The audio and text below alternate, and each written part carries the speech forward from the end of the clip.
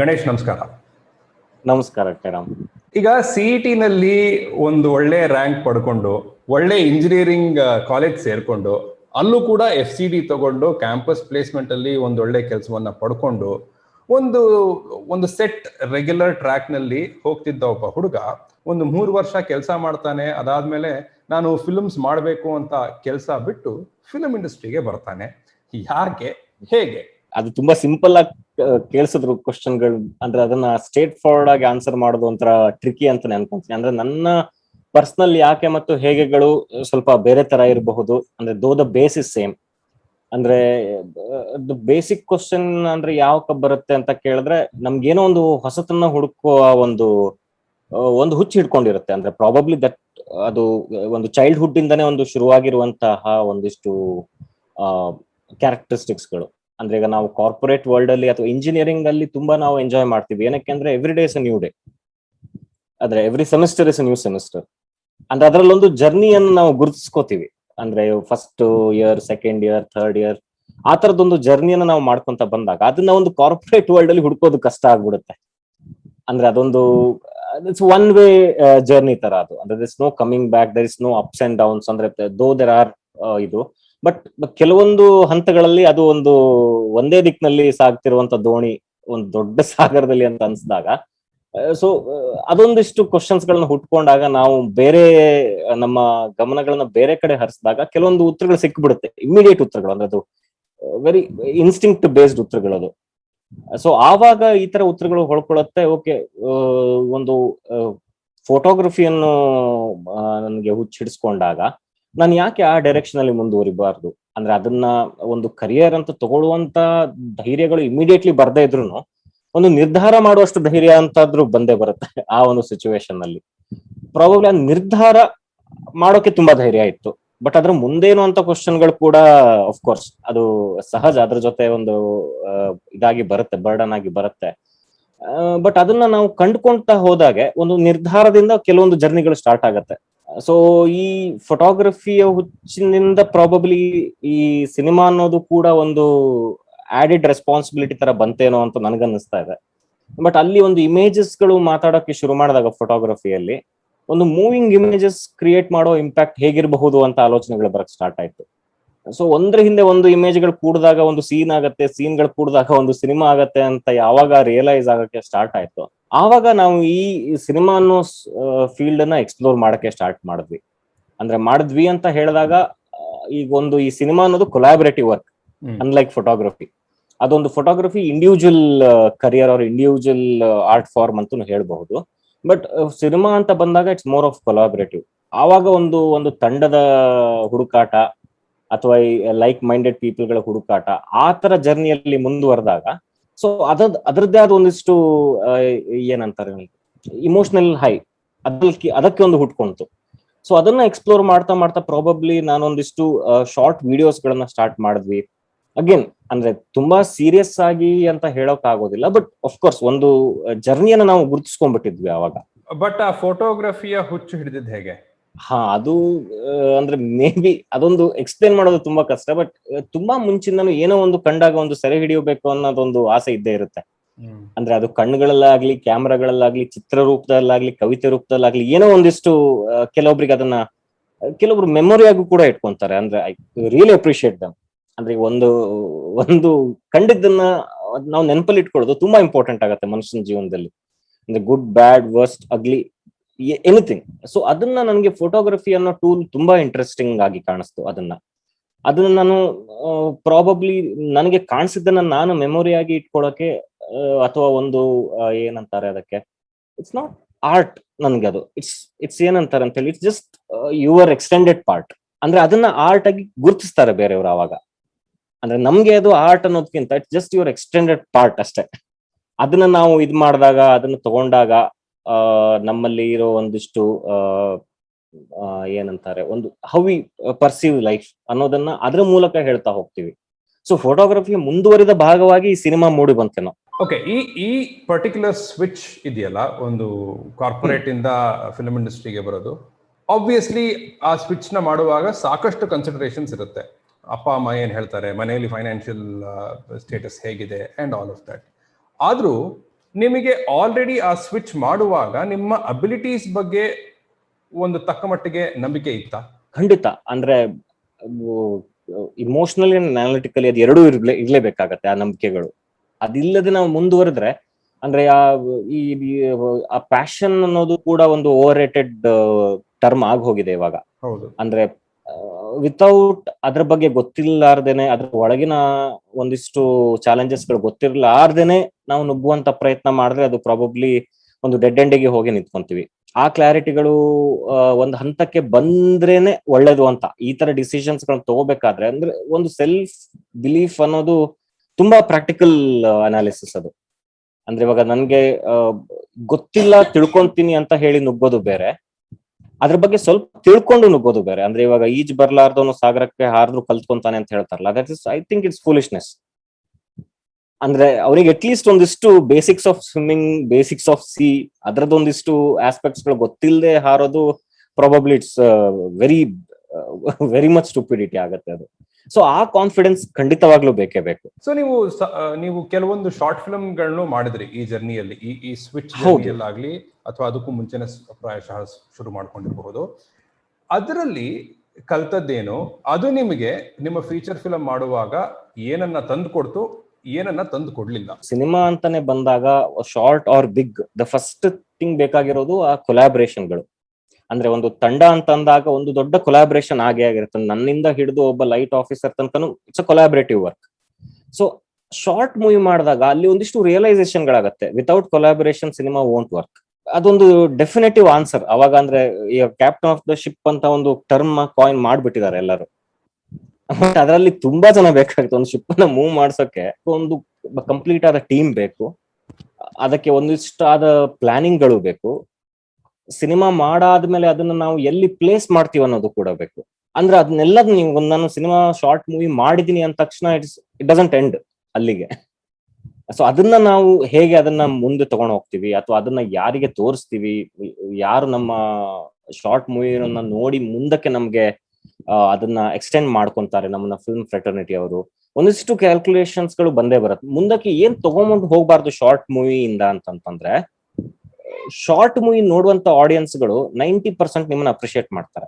ಅಂದ್ರೆ what ever I have seen. ಏನಕ್ಕೆ ಅಂದ್ರೆ ತುಂಬಾ ಕ್ಲೋಸ್ ಸರ್ಕಲ್ ಅವ್ರು ನೋಡ್ತಾರೆ. ಅದ್ರದ್ದು ರೀಚ್ ಗಳು ಎಷ್ಟೇ ಇದ್ರೂನು ಶಾರ್ಟ್ ಮೂವಿಯನ್ನ ನೋಡಿದಾಗ ಅದ್ರ ಫ್ಯೂಚರ್ ಗಳ ಬಗ್ಗೆ ಆಡಿಯನ್ಸ್ ಕೂಡ ತಲೆ ಕೆಡ್ಸ್ಕೊಂಡಿರಲ್ಲ.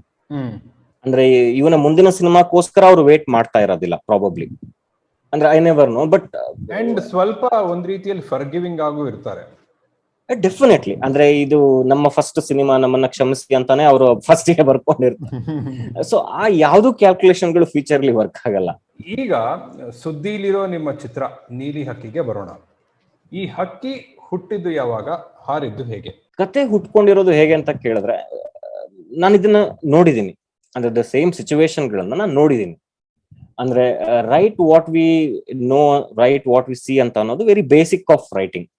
ಅಂದ್ರೆ ಅದರಲ್ಲಿ ಅದನ್ನ ಒಂದು ಸ್ಕೆಲಿಟನ್ ಆಗಿ ಇಟ್ಕೊಂಡು ನಮ್ಮ ವಿಚಾರಧಾರೆಗಳನ್ನ ಬರಬಹುದು ಅದರಲ್ಲಿ.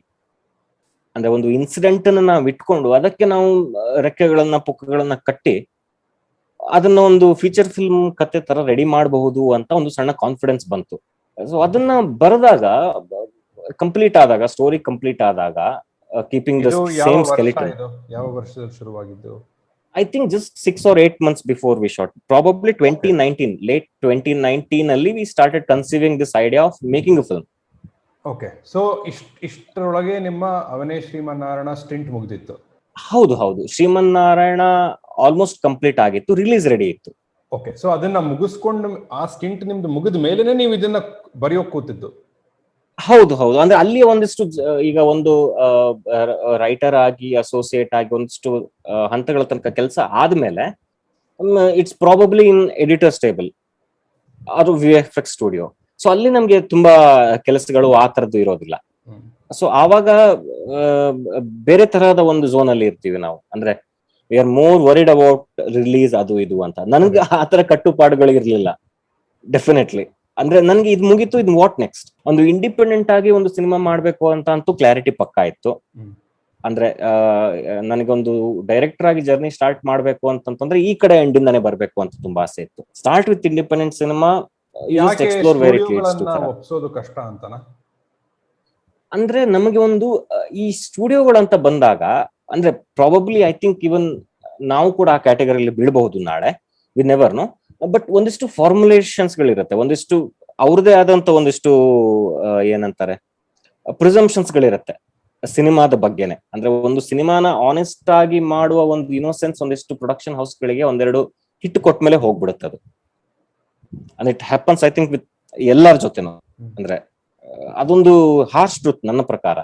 ಸೊ ಒಂದಷ್ಟು ಕಥೆಗಳನ್ನ ಹೇಳಿದಾಗ ಅಲ್ಲಿಯ ಮೇಜರ್ ಇಂಡಿಪೆಂಡೆಂಟ್ ಸಿನಿಮಾಕ್ಕೆ ಏನಕ್ಕೆ ನಾವು ಇಂಡಿಪೆಂಡೆಂಟ್ ಅಂತೀವಿ ಅಂತಂದ್ರೆ everything is independent, the whole thought process ಅದು ಇದು. ಆ ಫ್ರೀಡಮ್ ಅನ್ನ ಕಳ್ಕೊಳ್ಳೋಕೆ ಸ್ವಲ್ಪ ಇದಿತ್ತು.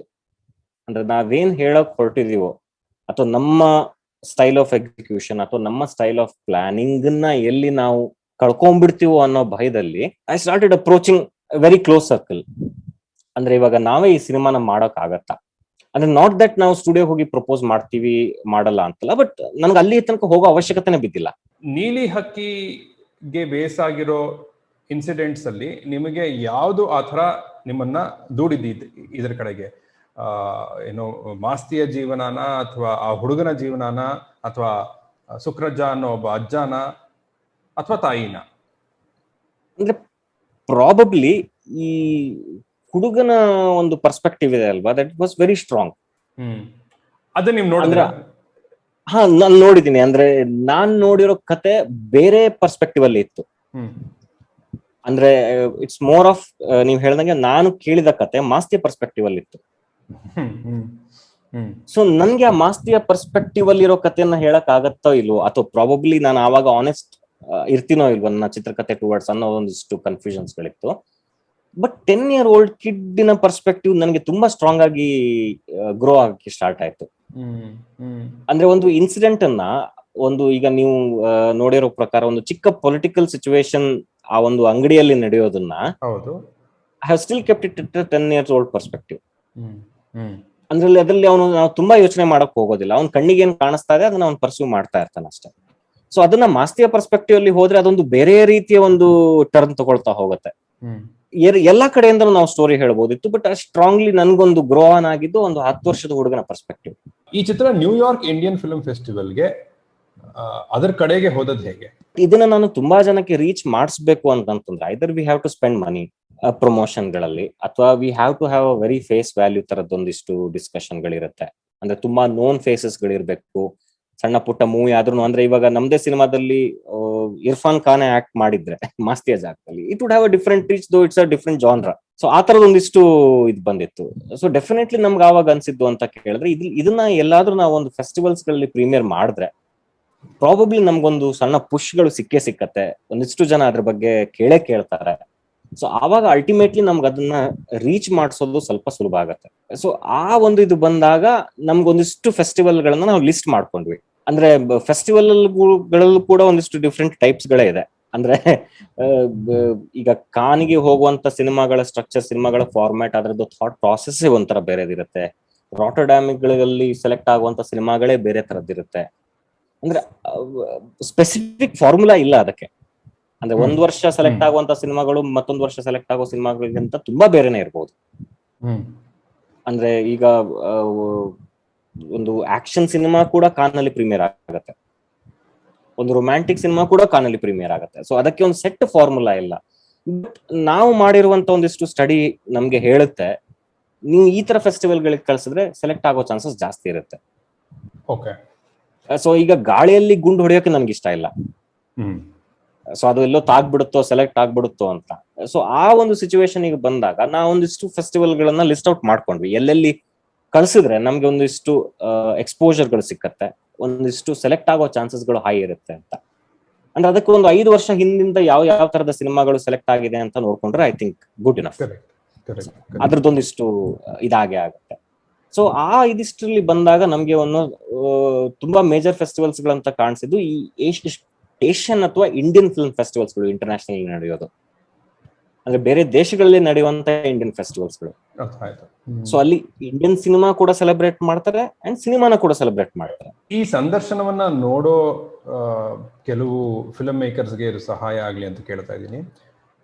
Can you list 5 or 6 festivals that a Kannada filmmaker can aim at? Okay, looking at 5 year trends ಅಂದ್ರೆ ಅದಕ್ಕಿಂತ ಬಿಯಾಂಡ್ ತುಂಬಾ ಇದಾಗತ್ತೆ. ಅಂದ್ರೆ ನಾವು ಈಗ ರಿನೌಂಡ್ ಕನ್ನಡ ಫಿಲ್ಮ್ ಮೇಕರ್ಸ್ ಗಳನ್ನ ತಗೊಂಡ್ರು ಕೂಡ ಅವರ ಎಕ್ಸ್ಪೀರಿಯನ್ಸ್ ಇಂದ ಅಥವಾ ನನ್ನ ಪರ್ಸನಲ್ ಎಕ್ಸ್ಪೀರಿಯನ್ಸ್ ಅಂತ ಹೇಳ್ಬೇಕು ಅಂತಂದ್ರೆ, ತುಂಬಾ ದೊಡ್ಡ ಫೆಸ್ಟಿವಲ್ಸ್ ಗಳಿಗೆ ಹೋದ ಕನ್ನಡ ಸಿನಿಮಾಗಳ ಸಂಖ್ಯೆ ತುಂಬಾ ಕಡಿಮೆ. ಆದ್ರೆ ಈಗ ರಾಟರ್ಡ್ಯಾಮ್, ಬರ್ಲಿನ್, ವೆನಿಸ್, ಕಾನ್, ನಾವ್ ಯಾವ್ದನ್ನ Tier 1 ಫೆಸ್ಟಿವಲ್ಸ್ ಗಳಂತ ಕರಿತೀವೋ ಅಲ್ಲಿ ಹೋದ ಕನ್ನಡ ಸಿನಿಮಾಗಳ ಸಂಖ್ಯೆ ತುಂಬಾ ಕಡಿಮೆ. ಐ ಥಿಂಕ್ ನನ್ನ ಪ್ರಕಾರ ನಿಲ್. ಅಂದ್ರೆ ಕಾನಲ್ಲಿ ಇನ್ನೂ ತನಕ ಯಾವ ಕನ್ನಡ ಸಿನಿಮಾ ಮೇನ್ ಸೆಕ್ಷನ್ ಅಲ್ಲಿ ಪ್ರೀಮಿಯರ್ ಆಗೇ ಇಲ್ಲ. Probably that will change soon.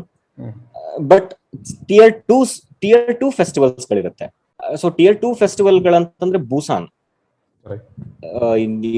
Probably I can say Hong Kong, Indian, New York Indian, ಆ ತರದೊಂದಿಷ್ಟು ಫೆಸ್ಟಿವಲ್ಗಳು ಕೂಡ ಇಂಡಿಯನ್ ಸಿನಿಮಾನ ಸ್ವಲ್ಪ ಫೋಕಸ್ ಮಾಡುತ್ತೆ, ಏಷ್ಯನ್ ಸಿನಿಮಾ ಓರಿಯೆಂಟೆಡ್ ಫೆಸ್ಟಿವಲ್ಸ್ಗಳು.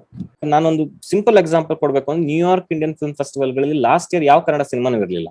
ಬಟ್ ಅವರು ಕನ್ನಡ ಸಿನಿಮಾಗಳನ್ನ ನೋಡಿರ್ತಾರೆ, ಸಬ್ಮಿಟ್ ಆದಂತ ಕನ್ನಡ ಸಿನಿಮಾಗಳನ್ನ ನೋಡಿರ್ತಾರೆ. ಈ ವರ್ಷ 3 ಕನ್ನಡ ಸಿನಿಮಾಗಳಿದೆ ಅಲ್ಲಿ. ಸೊ ಅಲ್ಲಿ ಒಂದು ಕನ್ನಡ ಸಿನಿಮಾದ ಬಗ್ಗೆ ಒಂದು ಟಾಕ್ ಆದಾಗ ಆ ನೆಕ್ಸ್ಟ್ ವರ್ಷ ಅವ್ರು ಕನ್ನಡ ಸಿನಿಮಾಗಳನ್ನ ಇನ್ನೂ ಸೀರಿಯಸ್ ಆಗಿ ನೋಡ್ತಾರೆ. ಸೊ ಹೇಗೆ ಫೆಸ್ಟಿವಲ್ಸ್ ಗಳು ಮಲಯಾಳಂ ಸಿನಿಮಾನ ತುಂಬಾ ಸೀರಿಯಸ್ ಆಗಿ ಕನ್ಸಿಡರ್ ಏನಕ್ಕೆ ಮಾಡ್ತಾರೆ ಅಂತ ಕೇಳಿದ್ರೆ, ತುಂಬಾ ಸಿನಿಮಾಗಳು ದೊಡ್ಡ ದೊಡ್ಡ ಫೆಸ್ಟಿವಲ್ ಗಳಲ್ಲಿ ಹೋಗಿದೆ. ಸೊ ಆದ ಕಾರಣ ಮಲಯಾಳಂ ಫಿಲ್ಮ್ ಮೇಕರ್ ಅಂತ ಅವರು ಒಂದು ಸಬ್ಮಿಷನ್ ಅನ್ನು ನೋಡಿದಾಗ ಅವರಿಗಿರೋ ಸೀರಿಯಸ್ನೆಸ್ ತುಂಬಾ ಇರುತ್ತೆ.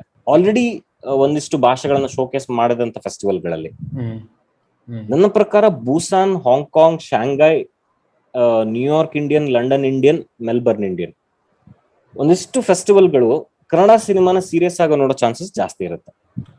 ನೀವು ಇಷ್ಟರ ಒಳಗಡೆನೆ ಪ್ರಾಯಶಃ ನ್ಯೂಯಾರ್ಕ್ ಫಿಲ್ಮ್ ಫೆಸ್ಟಿವಲ್ ನಲ್ಲಿರೋ ಆರ್ಗನೈಸರ್ಸ್ ಜೊತೆನೋ ಅಥವಾ ಕೆಲವ್ರ ಜೊತೆ ಅಲ್ಲಿ ಮಾತಾಡಿರಬಹುದು.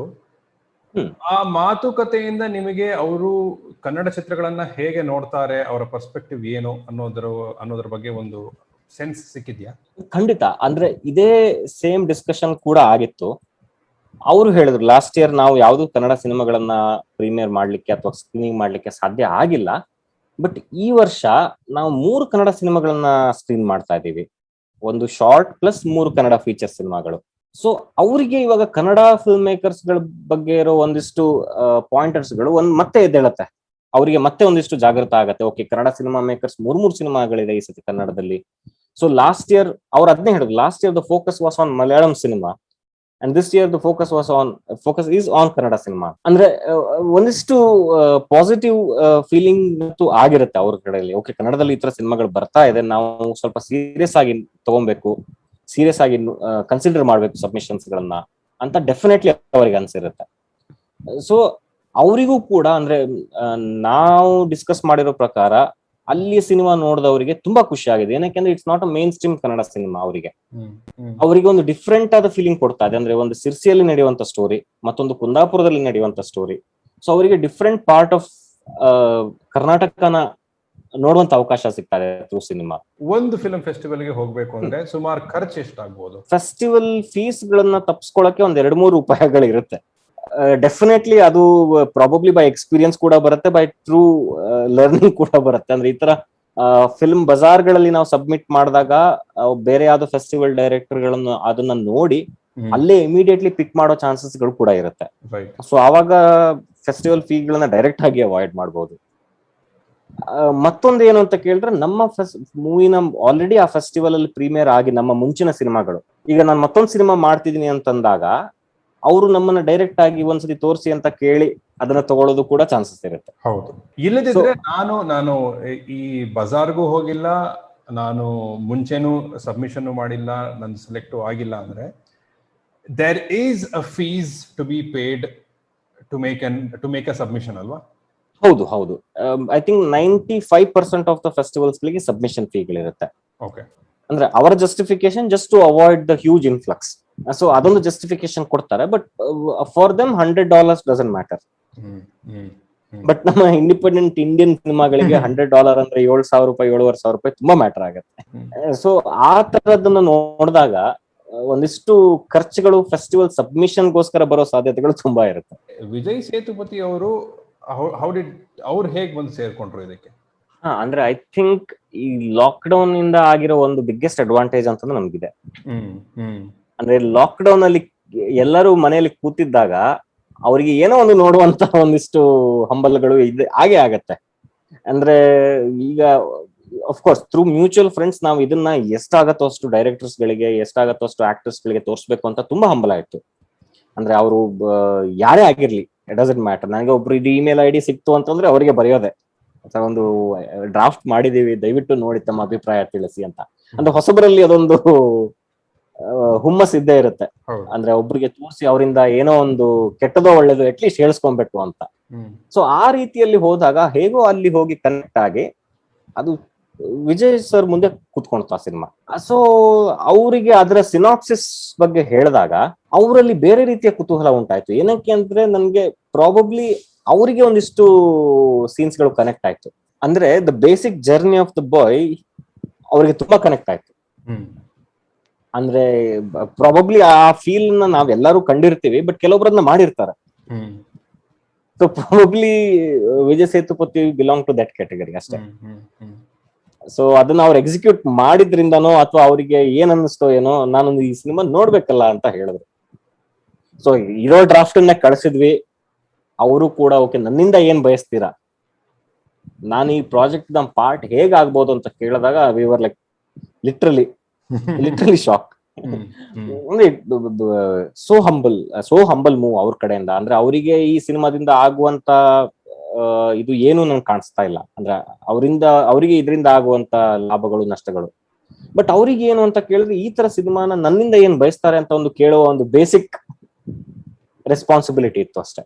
ಅಂದ್ರೆ ಒಂದು ಸಿನಿಮಾ ಬಂದಿದೆ ನನ್ನ ಕಣ್ಣೆದುರಿಗೆ, ನಾನೊಬ್ಬ ಫಿಲ್ಮ್ ಫ್ರೆಟರ್ನಿಟಿಯಿಂದ ಒಂದು ಸೌತ್ ಇಂಡಿಯನ್ ದೊಡ್ಡ ಸ್ಟಾರ್ ಆಗಿ ನನ್ನ ಕಡೆಯಿಂದ ಈ ಸಿನಿಮಾಕ್ಕೆ ಏನ್ ಬೇಕಾಗಬಹುದು, ಅದೊಂದು ಕೇಳಿದ್ದಕ್ಕೆ ನಮ್ಗೆ ತುಂಬಾ ಖುಷಿ ಆಯ್ತು. ಅಂದ್ರೆ ಸಿನಿಮಾ ನೋಡಿ, ಅವರು ನೋಡಿರೋದೇ ಸಿನಿಮಾ ನೋಡಿ ಅದ್ರ ಬಗ್ಗೆ ಮಾತಾಡಿರೋದು ಕೂಡ ನಮ್ಗೆ ತುಂಬಾನೇ ಖುಷಿ ಕೊಟ್ಟಿತ್ತು. ಅದ್ರ ಮೇಲೆ ಅವರು ನಾನು ಈ ಸಿನಿಮಾದ ಪಾರ್ಟ್ ಹೇಗೆ ಆಗಬಹುದು ಅಂತ ಒಂದು ಆಫರ್ ಅನ್ನು ಕೊಟ್ಟಾಗ we couldn't resist. Definitely present ಮಾಡ್ಕೊಟ್ರೆ ತುಂಬಾ ಖುಷಿ ಆಗತ್ತೆ ಅಂತ ಹೇಳಿದಾಗ ಅಷ್ಟೇನ ಅಂತ ಕೇಳಿದ್ರು. ಅಂದ್ರೆ ನಮ್ಗೆ ಬೇಕಾಗಿದ್ದು ಅಷ್ಟೇ. ಅಂದ್ರೆ ಈ ಸಿನಿಮಾದ ಅದ್ರದ್ದೇ ಆದ ಒಂದು ಜರ್ನಿ ಇರುತ್ತೆ. ಅಂದ್ರೆ ಎಲ್ಲಾ ಸಿನಿಮಾಗಳಿಗೂ ಕೂಡ, ಇಂಡಿಪೆಂಡೆಂಟ್ ಆರ್ ಕಮರ್ಷಿಯಲ್. ಬಟ್ ಈ ತರ ಒಬ್ರು ಅದ್ರ ಟುವರ್ಡ್ಸ್ ಒಂದು ಮಾತಾಡಿದಾಗ, ಅದ್ರ ಟುವರ್ಡ್ಸ್ ಒಂದು ಸಪೋರ್ಟ್ ಅನ್ನು ನಮ್ಗೆ ಎಕ್ಸ್ಟೆಂಡ್ ಮಾಡಿದಾಗ ಡೆಫಿನೆಟ್ಲಿ ಅದೊಂದು ದೊಡ್ಡ ಬೂಸ್ಟ್. ಅಂದ್ರೆ ಎಸ್ಪೆಷಲಿ ಕನ್ನಡ ಇಂಡಸ್ಟ್ರಿಗೆ. ಅವರು ಬೇರೆ ಯಾವ್ದು ಇಂಡಸ್ಟ್ರಿಯಲ್ಲಿ ಕೂತವ್ರು. ಸೊ ಅದನ್ನ ಅವರು ಆತರ ಕನ್ಸಿಡರ್ ಮಾಡ್ತಾ ಇಲ್ಲ. ಅದೇ ಇದೊಂದು ಕನ್ನಡ ಸಿನಿಮಾ, ನಾನು ತಮಿಳಿನ ಆಕ್ಟರ್, ತೆಲುಗಿನ actor, probably that is the best part of film. ಒಂದು ಸಿನಿಮಾ ರೀತಿಯಲ್ಲಿ ಕನ್ಸ್ಯೂಮ್ ಮಾಡೋದು ಕೂಡ ದೊಡ್ಡ ಚಾಲೆಂಜ್ ಆಗ್ಬಿಡ್ತಾ ಇದೆ ಈಗ ಇತ್ತೀಚೆಗೆ. ಸೊ ಅದರಲ್ಲೂ ನಮ್ಗೆ ಅವ್ರು ಪ್ರೆಸೆಂಟ್ ಮಾಡ್ಕೊಡ್ತೀನಿ ಅಂತಂದಾಗ definitely very exciting news for the whole team. ಅವ್ರ ಕಡೆಯಿಂದ ಏನಾದ್ರು ಕ್ರಿಟಿಕಲ್ ಫೀಡ್ಬ್ಯಾಕ್ ಬಂತ ಚಿತ್ರವನ್ನು ನೋಡಿದ್ಮೇಲೆ? ಅಂದ್ರೆ ಅವರಿಗೆ ಒಂದು ಇಂಡಿಪೆಂಡೆಂಟ್ ಸಿನಿಮಾದ ಅರಿವು ಬೇರೆ ತರ ಇರುತ್ತೆ. ಅಂದ್ರೆ ಹೋಲ್ ತಮಿಳ್ ಇಂಡಸ್ಟ್ರಿಗೆ. ಅಂದ್ರೆ ಇವಾಗ ನಾವೊಂದು ಅಂದ್ರೆ ಈಗ ನನ್ನ ಲರ್ನಿಂಗ್ ಕೂಡ ಅದು, ಅವರಿಗೆ ಒಂದು ಕಾಡು ಅಂತ ಹೇಳಿದ್ರೆ ಅವ್ರದ್ದು ಕಾಡಿನ ಇಮ್ಯಾಜಿನೇಷನ್ ಬೇರೆ. ಅವ್ರು ನಮ್ಮ ಹತ್ರ ಇನ್ನೂ ದೊಡ್ಡ ಕಾಡು ಇರ್ಲಿಲ್ವಾ ಹತ್ರದಲ್ಲಿ ಅಂತ. ಅಂದ್ರೆ ನಮ್ಗೆ, ಅಂದ್ರೆ ಅದು ನಿಮ್ಗೆ ಐ ಹೋಪ್ ಅದೊಂದು ಪಾಯಿಂಟ್ ಅರ್ಥ ಆಯ್ತು ಅಂತ. ಅವರಿಗೆ ಒಂದು ಬೇರೆದೇ ಒಂದು ಸ್ಕೇಲ್ ಅಲ್ಲಿ ಕಾಣಿಸುತ್ತೆ ಎಲ್ಲದನ್ನು ಕೂಡ. ಅಂದ್ರೆ ಒಂದು ಫೈಟ್ ಸೀನ್ ಅಂತ ಅಂದಾಗ ಒಬ್ಬ ಮಾಸ್ತಿ ಅವ್ರ ಜೊತೆ ಜಗಳ ಆಡೋದು ಅವ್ರಿಗೆ ಇಷ್ಟೇನಾ ಫೈಟ್ ಅಲ್ಲಿ ಅಂತ. ಅಂದ್ರೆ ರಿಯಲಿಸಂ ಫೈಟ್ ಆದ್ರೂ ಕೂಡ ಅವ್ರು ಇಷ್ಟೇ ಮಾಡ್ತಾರ ಅಂತ. ಸೊ ಆ ಕ್ರಿಟಿಸಿಸಮ್ ನನಗೆ ಇಂಟ್ರೆಸ್ಟಿಂಗ್ ಅನಿಸ್ತು. ಅಂದ್ರೆ ಇವಾಗ ಒಂದು ನಾವು ಬೇರೆ ಸಿನಿಮಾಗಳಲ್ಲಿ ರಿಯಲಿಸ್ಟಿಕ್ ಫೈಟ್ ಇದ್ರು ತುಂಬಾ ಹೊಡೆದಾಡ್ಕೊಂತಾರೆ. ಅಂದ್ರೆ ಎತ್ತಿ ಎಸೆಯೋದು ಎಲ್ಲದೂ ಆಗತ್ತೆ. ಬಟ್ ನಮ್ಮ ಸಿನಿಮಾದಲ್ಲಿ ತುಂಬಾ ಇದ್ದಿದ್ದಾಗ ಇಷ್ಟಿಷ್ಟೇನಾ, ಅದನ್ನ ಸ್ವಲ್ಪ ಜಾಸ್ತಿ ತೋರಿಸಿದ್ರೆ ಮಜಾ ಬರ್ತಿತ್ತೇನೋ ಅಂತ ಅವ್ರು ಹೇಳ್ತಾ ಇದ್ರು. ಈ ಕಾಡು ಅಂತಂದಾಗ ಇನ್ನೂ ಡೀಪ್ ಫಾರೆಸ್ಟ್ ಗೆ ಹೋಗ್ಬೇಕಾಗಿತ್ತು ನೀವು. ಅಂದ್ರೆ ತುಂಬಾ ಮೇ ಬಿ ಯಾವ್ದೋ ಒಂದು ಆನಿಮಲ್ ತೋರಿಸಿದ್ರೆ ಚೆನ್ನಾಗಿರ್ತಿತ್ತೇನೋ. ಅಂದ್ರೆ ಅವ್ರ ಇಮ್ಯಾಜಿನೇಷನ್ ಗಳು ನಮ್ಗೆ ಕ್ರಿಟಿಸಿಸಮ್ ಆಗಿ ಬಂತು ಬಿಟ್ರೆ, ಬಟ್ ಓವರ್ ಆಲ್ ಅವ್ರಿಗೆ ನಮ್ಮ ಆನೆಸ್ಟ್ ಅಪ್ರೋಚ್ ತುಂಬಾ ಇಷ್ಟ ಆಯ್ತು. ಅಂದ್ರೆ ಅವರು ಅದನ್ನೇ ಹೇಳ್ತಾರೆ, ಒಂದು ಸಿನಿಮಾನ ನಾನು ಪರ್ಸನಲ್ ಆಗಿ ಜಡ್ಜ್ ಮಾಡೋದು ಬೇರೆ, ಒಂದು ಸಿನಿಮಾದ ಜರ್ನಿಯನ್ನು ನಾನು ಜಡ್ಜ್ ಮಾಡೋದು ಬೇರೆ. ಸೊ ನಾನು ಯಾವ ಸ್ಥಿತಿಯಲ್ಲಿ ಕೂತಿದ್ದಾಗ ಸಿನಿಮಾ ಇಷ್ಟ ಆಗತ್ತೋ ಇಷ್ಟ ಆಗೋದಿಲ್ಲೋ ಅದು ಬೇರೆ. ನೀವೊಂದು ಜರ್ನಿಯನ್ನ ಮಾಡ್ಕೊಂಡು ಬಂದಿದ್ದೀರ, ಅದು ನನಗೆ ತುಂಬಾ ಇಷ್ಟ ಆಯ್ತು. ಸೊ ಪ್ರಾಬಬ್ಲಿ ಆ ಆನೆಸ್ಟಿನ ನಾನು ಟಚ್ ಮಾಡ್ತಾ ಇದೆ ಅಷ್ಟೇ. ಅದೇ ನಿಮ್ಗೆ ಅದು ಕಾಡನ್ನ ತುಂಬಾ ದೊಡ್ಡ ಕಾಡಾಗಿ ತೋರಿಸ್ಬೇಕು ಅಂತ ನನ್ನ ಒಪಿನಿಯನ್ ಅಷ್ಟೇ ಅದು. ಬಟ್ ಅದು ಕಾಡು ಅಂತ ನಿಮ್ಗೆ ಅದು ಅನಿಸಿದಾಗ ಅದನ್ನ ನೀವು ತೋರಿಸಿದೀರಾ, ಅದು ದಟ್ ಇಸ್ ಆನೆಸ್ಟಿ ಅಷ್ಟೇ ನಮ್ಗೆ ಅಂತ. ನೀವು ಸುಮಾರು ವರ್ಷಗಳಿಂದ ಕನ್ನಡ ಚಿತ್ರಗಳನ್ನ ನೋಡ್ತಿರುವ ಒಂದು ಪ್ರೇಕ್ಷಕನಾಗಿ, ಅಷ್ಟೇ ಅಲ್ಲದೆ ಈಗ ಕನ್ನಡ ಚಿತ್ರರಂಗದಲ್ಲಿ ಒಂದು ಫಿಲ್ಮ್ ಮೇಕರ್ ಆಗಿರೋದ್ರಿಂದ ಈ ಪ್ರಶ್ನೆಯನ್ನ ಕೇಳ್ತಾ ಇದ್ದೀನಿ. What is that one thing that Kannada film industry should do more of, and what is that one thing that Kannada film industry should stop doing? More and more production houses ಗಳು ಒಂದು actor ಅಥವಾ director ಗಳ ಕಡೆಯಿಂದ ಆಗ್ತಾ ಇದೆ. So probably ಅದು ಇನ್ನೂ ಜಾಸ್ತಿ ಆಗ್ಬೇಕು ಅಂತಾನೆ ನಮ್ಮ ಆಸೆ. ಅದರಿಂದ ಒಂದು ಬೇರೆದೇ ಒಂದು ಝೋನ್ ಕ್ರಿಯೇಟ್ ಆಗತ್ತೆ ನನ್ನ ಪ್ರಕಾರ. ಒಬ್ಬ ಆಕ್ಟರೇ ಒಬ್ಬ ಪ್ರೊಡಕ್ಷನ್ ಹೌಸ್ ಮಾಡ್ಕೊಂಡಾಗ, ಒಬ್ಬ ಡೈರೆಕ್ಟರ್ ಒಂದು ಪ್ರೊಡಕ್ಷನ್ ಹೌಸ್ ಮಾಡ್ಕೊಂಡಾಗ ಅದಕ್ಕೆ ಆದ ಒಂದು ಡಿಫ್ರೆಂಟ್ ಫ್ರೀಡಮ್ ಕ್ರಿಯೇಟ್ ಆಗ್ಬಿಡುತ್ತೆ. ಸೊ ಅದನ್ನ ನನ್ನ ಪ್ರಕಾರ ಇನ್ನೂ ಮಲ್ಟಿ ಫೋಲ್ಡ್ಸ್ ಅಲ್ಲಿ ಅದನ್ನು ಕ್ರಿಯೇಟ್ ಆಗ್ಬೇಕು ಅಂತ ಒಂದು ದೊಡ್ಡ ಆಸೆ ಇದೆ. ಪ್ರಾಬಬ್ಲಿ ನಾವು ಯಾವ ಪ್ರಾಕ್ಟೀಸ್ ಅನ್ನ ಸ್ಟಾಪ್ ಮಾಡ್ಬೇಕು ಅಂತ ನನ್ನ ಪರ್ಸನಲ್ ಒಪಿನಿಯನ್ ಅಂತ ಕೇಳಿದ್ರೆ, ಎಲ್ಲದಕ್ಕೂ ಒಂದು ಫಾರ್ಮುಲಾ ಹಾಕೋದನ್ನ ನಾವು ಸ್ಟಾಪ್ ಮಾಡ್ಬಿಡ್ಬೇಕು ಫಸ್ಟಿಗೆ. ಅಂದ್ರೆ be it so called art, be it so called commercial, ಅಂದ್ರೆ ಎರಡಕ್ಕೂ ಅದರದ್ದೇ ಆದ ಒಂದು ಫಾರ್ಮುಲಾದಲ್ಲಿ ಸ್ಟ್ಯಾಂಡ್ ಆಗಿದೆ ಅಂತ ನಾವೆಲ್ಲರೂ ಅನ್ಕೊಂಡ್ಬಿಟ್ಟಿದೀವಿ. ಇನ್ಫ್ಯಾಕ್ಟ್ ಅದು ಟ್ರೂ ಕೂಡ. ಹೌದು. ಅಂದ್ರೆ ಇವಾಗ ಅವಾರ್ಡ್ ಸಿನಿಮಾದ ಒಂದು ಸ್ಟ್ರಕ್ಚರ್ ನೋಡಿದ್ರೆ ಎಲ್ಲದೂ ಸೇಮೇ ಕಾಣಿಸುತ್ತೆ. ನಿಜ. ಅದೇ ಕಮರ್ಷಿಯಲ್ ಸಿನಿಮಾದ ಸ್ಟ್ರಕ್ಚರ್ ನೋಡಿದ್ರೆ ಸೇಮೇ ಕಾಣಿಸುತ್ತೆ. ಸೊ ಐ ಥಿಂಕ್ ಆ ಫಾರ್ಮುಲಾ ಅನ್ನೋದು ಇದೆ ಅನ್ನೋದು ತಲೆಯಿಂದ ತೆಗೆದು ಹಾಕ್ಬಿಡ್ಬೇಕು ಅಂತ ಅನ್ಸುತ್ತೆ ಅಷ್ಟೇ. ನೀಲಿ ಹಕ್ಕಿ ಇನ್ನು ಈಗ ಹಾರೋಕ್ ಶುರುವಾಗಿದೆ, ಅದು ಒಳ್ಳೇದೇನೆ.